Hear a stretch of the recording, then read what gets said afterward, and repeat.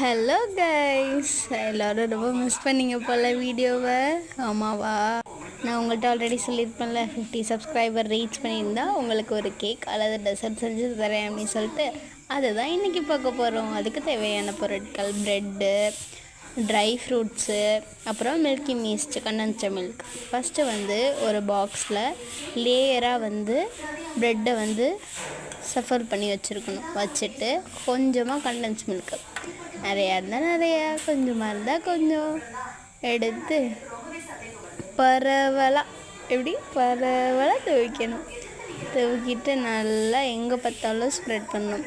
என்கிட்ட வேணுங்கிறது தான் நான் ட்ரை ஃப்ரூட்ஸ் எடுத்துக்கிட்டேன். என்னென்ன எடுத்துக்கிட்டேன் அப்படின்னா, பாதாம், பிஸ்தா, அப்புறம் கொஞ்சமாக ட்ரை கிரேப்ஸ் எடுத்துக்கிட்டேன். பாதாமை நல்லா தோல் உரித்து எடுத்து வச்சுக்கணும். பிஸ்தாவை அந்த ஷெல்லை ரிமூவ் பண்ணிவிட்டு நல்லா கிரைண்ட் பண்ணிவிட்டு அதை எடுத்து தனியாக வச்சுக்கணும். இப்போ ஃபஸ்ட்டு கண்டென்ஸ் மில்க் போட்டு அது மேலே ட்ரை கிரேப்ஸை போட்டுட்டு அது மேலேயே நம்ம நல்லா கட் பண்ணி வச்சுருக்கோம்ல அந்த ட்ரை ஃப்ரூட்ஸு, அந்த வால்நட்ஸ் எல்லாத்தையுமே எடுத்து அப்படியே பரவாயில்ல தூவி விட்டுக்கணும். இன்னும் வேணும், வேறு எதுவும் நட்ஸ் வச்சுருந்தா கூட நீங்கள் ஆட் பண்ணிக்கலாம். என்கிட்ட உள்ளது தான் நான் வச்சுருக்கேன். நல்லா எங்கே பார்த்தாலும் ஸ்ப்ரெட் பண்ணி விட்டுக்கணும். அதுக்கப்புறம் இன்னொரு லேயர் அது மேலேயே வைக்கணும்.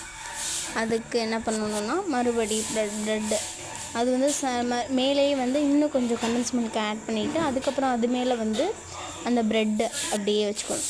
சைட்லேயே கொஞ்சோண்டு காய்ச்சின பாலும் எடுத்து வச்சுக்கோங்க. நான் காமிக்கலை, பட் இருந்தாலும் நீங்கள் எடுத்து வச்சுக்கோங்க.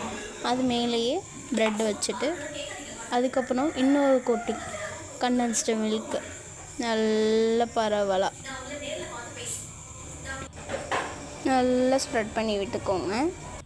நல்லா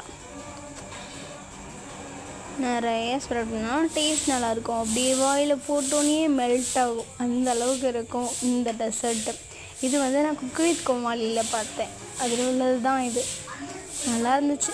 யார் செஞ்சாங்கன்னு கமெண்ட் பண்ணுங்கள் மறக்காமல். இப்போ நல்லா கண்டென்ஸ் மில்க்கை ஸ்ப்ரெட் பண்ணி விட்டுட்டு மறுபடியும் அது மேலேயே நட்ஸை நல்லா தூவி விடணும். வேணும் வேண்டான்னு சொல்லிட்டு கண்டென்ஸ் மில்க்கை ஆட் பண்ணி விட்டேன். செமையாக இருந்துச்சு. ஆனால் இப்போது நல்ல நட்ஸை பரவலாக தூவி விடணும். தூவி விட்டுட்டு